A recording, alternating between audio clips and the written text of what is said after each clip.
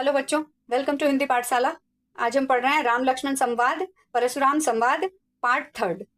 Part second में हमने यहाँ तक पढ़ा था कि यहाँ तक जो राम है वह कुछ बोल रहे हैं कि परशुराम जी से कुछ राम जी कह रहे हैं। अब क्या कह रहे हैं यह बातें हम आगे देखते हैं। नाथ शंभु धनु भंजनिहारा, होई है केउ एक दास तुम्हारा। नाथ का अर्थ होता है स्वामी, शंभु धनु मतलब शिव जी का धनुष, शिव का धनुष, भंजनिहारा मतलब तोड़ने वाला, होई है मतलब होगा, कोई भी, एक दास तुम्हारा, आपका ही कोई दास होगा जो जिसने शिव का धनुष तोड़ा है। आयशु काह कहिय किन मोही, सुनी ऋषाई बोले मुनि कोही।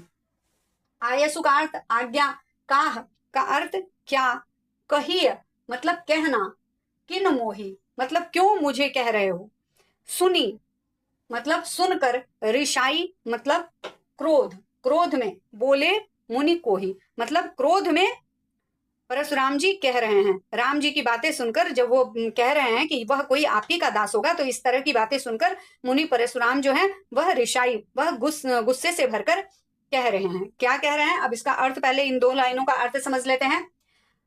श्री राम परशुराम जी से कहते हैं कि हे स्वामी, शिव का धनुष तोड़ने वाला आपका ही कोई एक दास होगा, आपका ही एक कोई दास होगा। तो परशुराम जी कहते हैं मुझे क्यों नहीं कहते, कि वह यह बात सुनकर परशुराम जी जो क्रोधी थे, क्रोध से भरकर यह वचन राम से कहते हैं कि मुझे क्यों नहीं कहते कि किसने तोड़ा है, यह बात तुम मुझे क्यों नहीं कहते। ऐसे कहते हुए जो क्रोधी थे, मुनि जो क्रोधी थे, वह क्रोध से भरकर ऐसी बातें कहते हैं।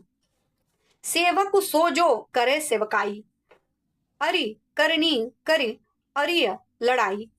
सेवक का अर्थ होता है सेवक, सो मतलब वह सेवक, जो करे सेवकाई, जो सेवा करता है, सेवकाई का अर्थ सेवा। अरि का अर्थ, अरि करनी मतलब दुश्मनी, करी मतलब काम, अरिय का अर्थ होता है करना, और लड़ाई का अर्थ लड़ाई। सुनहु राम जेहि शिव धनु तोड़ा। अब परशुराम जी कह रहे हैं सुनहु, सुनो राम, जेहि जिसने भी शिव धनु तोड़ा, शिव का धनुष तोड़ा है। सहस्त्र बाहु सम सो रिपु मोरा, सहस्त्र बाहु परशुराम जी के शत्रु थे, तो जिसने भी धनुष तोड़ा है वह सहस्त्र बाहु के सम, उसी के समान, सो वह व्यक्ति, रिपु मतलब शत्रु, मोरा मेरा, रिपु का अर्थ होता है शत्रु, मेरा शत्रु है जिसने यह धनुष तोड़ा है। अब इसका अर्थ समझ लेते हैं, शब्दार्थ तो हमने देख लिया। अब परशुराम जी कहते हैं कि सेवक तो वह होता है जो सेवकाई करे, लेकिन जो दुश्मनी, शत्रुता का कार्य करे, उसके साथ तो दुश्मनी की जा सकती है, उसे सेवक नहीं कहा जा सकता। वह क्या होता है, सेवक नहीं होता है, वह दुश्मनी, लड़ाई करने योग्य होता है। सुनो राम, जिसने भी शिव का धनुष तोड़ा है, सुनहु राम, जिसने भी शिव का धनुष तोड़ा है, वह सहस्त्रबाहु की तरह मेरा शत्रु है। सहस्त्रबाहु कौन था, सहस्त्रबाहु परशुराम जी का एक बहुत बड़ा शत्रु था, क्योंकि उसने परशुराम जी के पिता की कामधेनु गाय को चुरा लिया था, और इसीलिए परशुराम जी ने उन्हें मार डाला था, तो वह उनका शत्रु है। यहाँ परशुराम जी कह रहे हैं कि सुनो राम, वह मेरा शत्रु है, शत्रु के समान, सहस्त्रबाहु के समान शत्रु है जिसने इस धनुष को तोड़ा है। क्यों, क्योंकि उनके गुरुदेव शंकर जी उनके परशुराम जी के गुरु थे, तो गुरु का धनुष तोड़ा है, तो वह मेरे लिए शत्रु के समान है। सो बिलगाऊ विहाई समाजा, न तमारे जई है सब राजा। सो का अर्थ होता है वह, बिलगाऊ अलग हो जाए, विहाई मतलब छोड़कर, समाजा मतलब समूह, वह व्यक्ति समूह को छोड़कर अलग हो जाए। न तो मारे जई हैं सब राजा, कौन व्यक्ति, जिसने धनुष को तोड़ा है, न तो मारे जई हैं सब राजा, नहीं तो सारे मारे जाएंगे, जई हैं मतलब जाएंगे, सब राजा, नहीं तो इस गुस्से में मैं सभी राजाओं को मार डालूंगा, वह व्यक्ति अगर इस समाज समूह से अलग नहीं खड़ा हुआ जिसने इस धनुष को तोड़ा है तो। सुनी मुनि वचन लखन मुस्काने, सुनी का अर्थ होता है सुने, मुनि मतलब परशुराम जी की बातें, वचन उनकी बातें सुनकर लखन जी मुस्कुराते हैं और बोले परशुधर ही अपमाने, और कहते हैं कि हे फरसे को धारण करने वाले परशुराम जी, यह कहकर उनको संबोधित भी कर रहे हैं और मुस्कुरा रहे हैं लक्ष्मण जी, और कुछ बातें कह रहे हैं। चलिए पहले इन दोनों लाइनों का अर्थ समझ लेते हैं, उसके बाद आगे की लाइन देखेंगे। तो परशुराम जी कहते हैं कि जिसने भी धनुष तोड़ा है वह इन राजाओं के समूह से अलग खड़ा हो जाए। जिसने भी धनुष को तोड़ा है, नहीं तो मैं सभी राजाओं को मार डालूंगा। और उसके बाद कहते हैं कि सुनी मुनि वचन, यह सब बातें सुनकर लक्ष्मण जी मुस्कुरा कर बोले। परशुराम जी को संबोधित करते हुए कहते हैं कि हे फरसे को धारण करने वाले, उनको संबोधित कर रहे हैं और मुस्कुरा रहे हैं लखन। और कैसे कैसे भाव से, अपमानित भाव से, जैसे उनको उनका अपमान कर रहे हैं, उनकी खिल्ली उड़ा रहे हैं, ऐसे भाव से उनको संबोधित करते हैं कि हे फरसे को धारण करने वाले। फरसे को धारण करने वाला कौन था? परशुराम जी थे। उन्हें संबोधित करके कहते हैं। अब क्या कहते हैं आगे देखते हैं।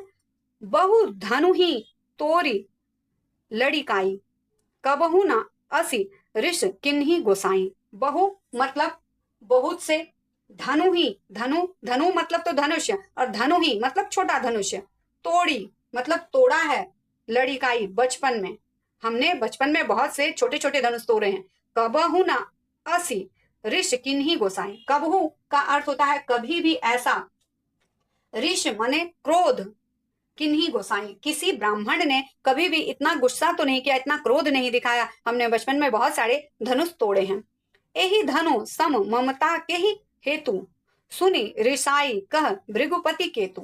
यही का अर्थ होता है इस धनुष, मतलब धनु मतलब इस धनुष पर, ममता के ही हेतु, किस लिए इतनी ममता है इस धनुष पर, हेतु मतलब किस लिए, सुनी मतलब यह वचन सुनकर, ऋषाई मतलब क्रोध, कह क्रोध से कह रहे हैं, भृगुपति केतु। भृगुपति केतु यहाँ परशुराम जी को कहा गया है। तो परशुराम जी को कह रहे हैं लक्ष्मण जी कि इस धनुष पर इतनी ममता क्यों। तो यह बात सुनकर परशुराम जी बहुत ही ऋषाई, क्रोध से भड़कर बोले। अब इसका अर्थ समझ लेते हैं। यह तो शब्दार्थ हुआ। लक्ष्मण जी कहते हैं कि ऐसे ऐसे छोटे धनुष तो बचपन में हमने बहुत तोड़े हैं, तब तो किसी ब्राह्मण ने इतना क्रोध नहीं किया, तब तो किसी ब्राह्मण ने इतना कोप नहीं किया, इतना क्रोध नहीं किया। तो इस धनुष पर इतनी ममता क्यों, इस धनुष पर इतनी ममता क्यों? परशुराम जी से पूछ रहे हैं कि इस धनुष पर इतनी ममता क्यों। यह बात सुनकर परशुराम जी क्रोध से भरकर कहते हैं, क्या कहते हैं आगे पंक्ति में हम देखते हैं। परशुराम जी क्रोध से भरकर क्या कहते हैं। रे नृप बालक काल बस बोलत तो ही न संहार। रे नृप बालक मतलब अरे नृप बालक मतलब राजा के बेटे, काल मृत्यु के, काल बस मतलब मृत्यु के बस में, बोलत तुम बोल रहे हो, तो ही मतलब तुझे, न संहार मतलब इस बात की तुम्हें संहार ही नहीं है, तुम्हें अंदाजा ही नहीं है कि तुम क्या बोल रहे हो, काल के बस में हो तुम। इसीलिए हे राजा के बेटे तुम ऐसी बातें कह रहे हो। क्यों, क्या कह रहे थे लक्ष्मण जी? इस धनुष को छोटा कह रहे थे, इसीलिए यह बात परशुराम जी कहते हैं कि तुम काल के बस में हो और तुम्हें संभाल नहीं है, तुम्हें अपने होश नहीं है कि तुम क्या बोल रहे हो, इसीलिए तुम इस धनुष को छोटा कह रहे हो। धनु ही सम त्रिपुरारी धनु विदित सकल संसार। धनु ही मतलब छोटा धनुष।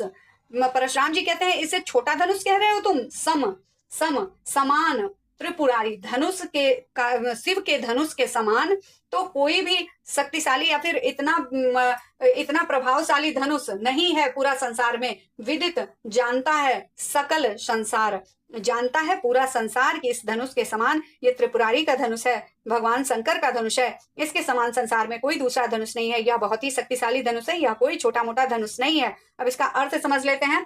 परशुराम जी कहते हैं कि रे राजा के बालक, तुम काल के बस में होकर ऐसे वचन कह रहे हो, तुम्हें होश नहीं है कि तुम क्या बोल रहे हो, तुम्हें संभाल नहीं है बस इस बात की कि क्या भगवान शिव का धनुष छोटा धनुष था, क्या भगवान शिव का धनुष छोटा धनुष था? ये तो सारा संसार जानता है कि यह छोटा धनुष नहीं था, यह तो बहुत ही प्रभावशाली और बहुत ही शक्तिशाली धनुष था। तो बच्चों यह पाठ यहीं पर खत्म होता है। आई होप आप लोगों को यह पाठ पूरी तरह से अच्छे से समझ में आया होगा। और पाठ समझ में आया है तो उम्मीद है कि अब इस पाठ का सारा मुख्य भाव और महत्वपूर्ण बातें आपको अच्छी तरह समझ में आ गई होंगी। अगर यह वीडियो आपके लिए उपयोगी रहा हो तो इसे लाइक करें, अपने दोस्तों के साथ शेयर करें और ऐसी ही आसान भाषा में हिंदी के सभी अध्यायों की तैयारी के लिए हमारे चैनल को सब्सक्राइब करना बिल्कुल ना भूलें। मिलते हैं अगले वीडियो में एक नए और महत्वपूर्ण अध्याय के साथ। Thank you.